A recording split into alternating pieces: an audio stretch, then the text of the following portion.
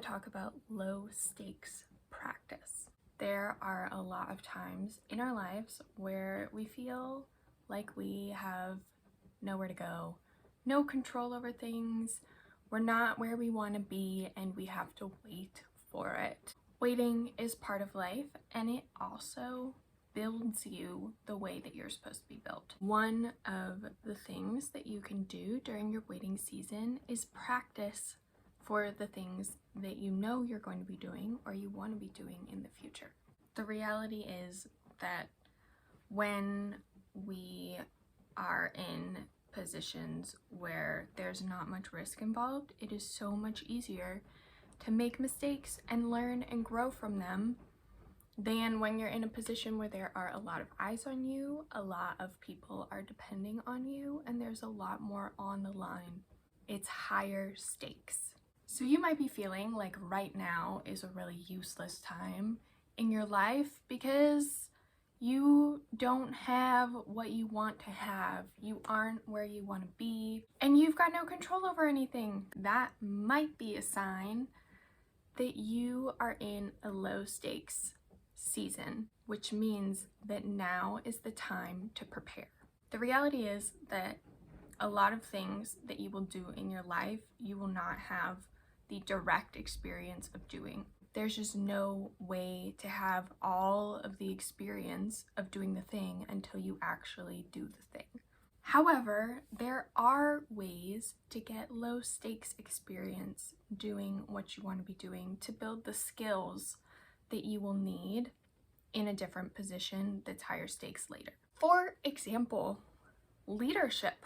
Let's say you want to lead a company, lead an organization, lead people, lead something. Chances are people aren't just going to let you lead people if you have absolutely no leadership experience, and if you're starting at the bottom, and if you're not very far in your career or your life or in the journey. And that might be really frustrating because you might feel like you're really meant to be leading people. But there are a lot of ways that you can get leadership experience and you can lead people now that's just not in the role that you really want. I feel this way about leadership. I was still able to get leadership experience by volunteering. I served at my church on different teams, and I think it's worth pointing out that even in a volunteer basis, people don't just put you in charge because you feel like you're good at leadership and you want to be a leader.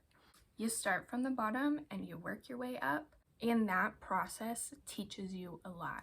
I think something we forget because we want the destination is that in order to do well where you ultimately want to be, you need to learn the lessons that are the steps to get there. There's a reason why the people who are so good at their jobs are people who don't just have it handed to them.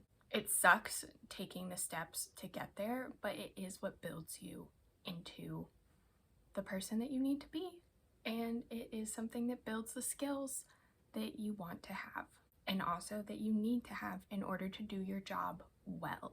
Perfect is not attainable, but with experience and learning, you get wisdom, which helps you to make fewer mistakes. I think that's a really important thing. Like, the goal is to make fewer mistakes. It's not to make no mistakes. Because if you're making no mistakes, that means you're not stepping outside of your comfort zone. You're not risking anything. Because whenever you risk something, like, that is not a 100% success rate. There's just no way. Experience, hopefully, brings fewer mistakes. So if you know what you want for yourself in the future, even if you don't have a way to get there, you have no idea how it's going to happen, if it's going to happen, what needs to happen to make it happen, think about the skills that you will need in the position you want to have. Whether it's a job, whether it's in your personal life, whatever it is, think about the skills that you want to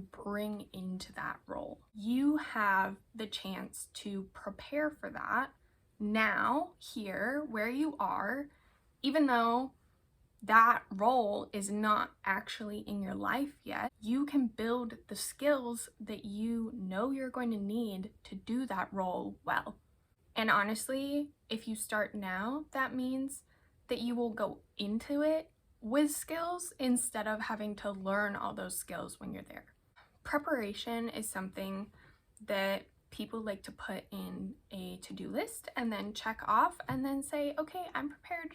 And the reality is that preparation doesn't really work like that. I think that's a good place to start if you're a list person, but until you're in something, there's absolutely no way to know everything that you're going to need when you're there. I think people also think that once they're prepared, then they're ready, which might be true, but just because you're prepared does not guarantee that it will happen immediately. I think figuring out low stakes ways to prepare for your future, for what you want, is a really good way to give purpose to your time here, to your time when you're waiting and you can't see a way forward and you can't see how it'll ever happen, but you really know in your heart and mind that you really want it to happen, or you really believe it will happen. Waiting isn't bad, and a way to use the waiting is preparation and to get actual wisdom and not just book learning. Although book learning and listening to podcasts and, interviews and reading books and stuff, all of that stuff is good. But you get a different kind of learning when you are actually in it yourself and doing it yourself and feeling the feelings when you're in a situation where you have to make decisions and where people are relying on you. And if you're in a situation where it's low stakes. For instance, I led parking team, and that meant on Sundays at my church, I was the one in charge of all of the volunteers in the parking lot. And our goal was to not have a huge line out the entrance blocking traffic. Our goal was to get everyone a parking spot, to get the families with the babies parked closest to the door, the pregnant moms parked closest to the door, the new visitors greeted, told where to go. That was our goal. And I was leading a team of people doing that, and it definitely built leadership skills for me. But honestly, that was a low stakes situation. On a bad day, we didn't have good communication and there was a line of cars waiting out the entrance blocking traffic for a few minutes, which is really inconvenient.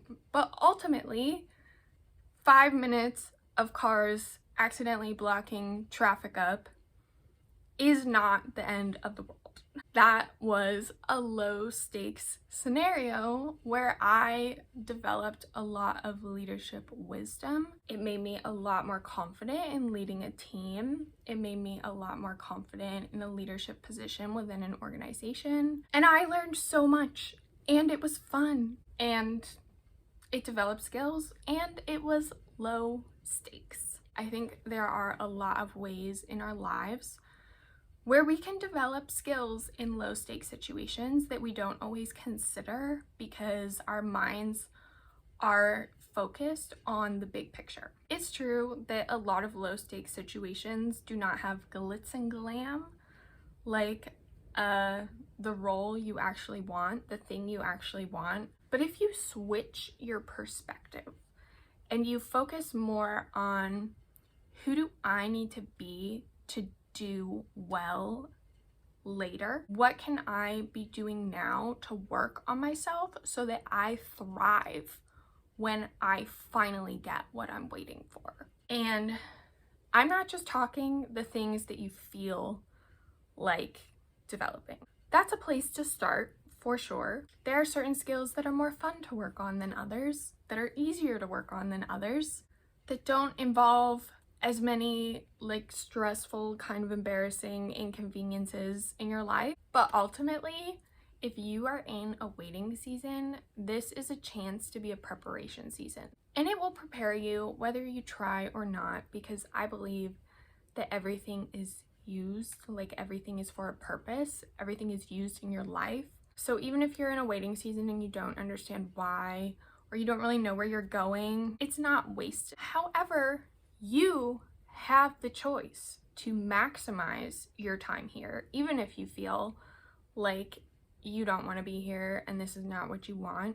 you can still choose to use your time well and invest your time that you have into your future self. Time is a resource, and we all get the same number of hours in a day. And you might have time now and be kind of mad about it because you don't want to have time. You want to be busy doing what you want to be doing, but you're not doing what you want to be doing. You're stuck waiting, and so you have lots of time.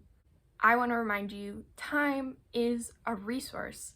And if you invest that time in yourself now, you will not have to invest time in yourself doing the same thing later. If you can learn the lessons you need to learn and get wisdom now, you will go into situations with that wisdom. You won't be starting from the bottom. You'll have this foundation of things that you've already learned and skills that you've already built that you need for the future, which is, not as great as actually just getting what you want and having things finally work out and finally happen for you. And I really hope they finally work out and click into place and happen for you soon. However, the waiting season is not a wasted season. Before eyes are on you, that means you are in low stakes scenarios. Maximize your low stakes scenarios. Invest in yourself so that you will be better off in the future. Preparing yourself now is an investment in your future self and something that you're going to look back and thank yourself for later. And even though low stakes situations sometimes are really not fun and they're low stakes, so sometimes it can be hard to find meaning in them. You have to give time to them, but low stakes situations, even if they're not the situation you want to be in, the role you want to be in, they are valuable. Low stakes practice is valuable because you are going to fail. You're going to fall short. You're going to do things wrong, especially when you've never done something before. There's no way to just do everything right if you've never done it before because it's new. And no one expects someone who's never done something before to do it completely right on the first try. And so if you know you're going to be making mistakes, isn't it a better option to make mistakes in low stakes situations instead of high stakes situations?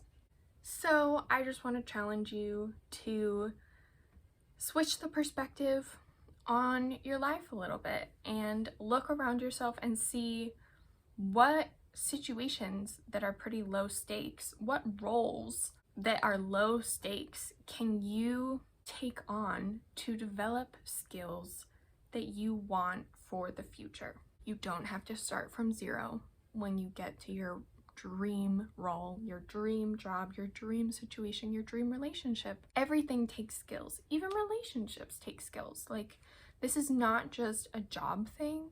It's a whatever you want for your future thing. Learn the skills now where there aren't going to be newspaper articles written about you failing. Low stakes situations have value, and I encourage you to use them for your benefit and not miss this time where you can be investing in your future self and preparing for where you're going. Thanks for hanging out.